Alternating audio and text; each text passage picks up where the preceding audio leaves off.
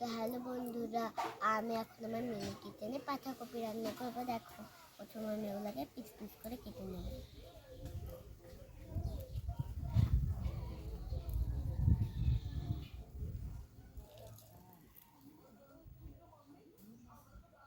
একটু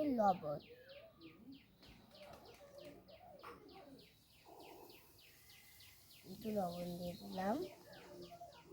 তারপর আমি একটু দিয়ে দেবো মরিচ।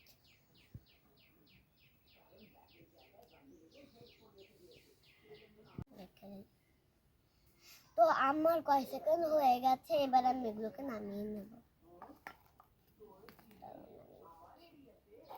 তো আমি নামিয়ে নিয়েছি, এবার আমি একটা প্লেটে সার্ভ করে দেবো।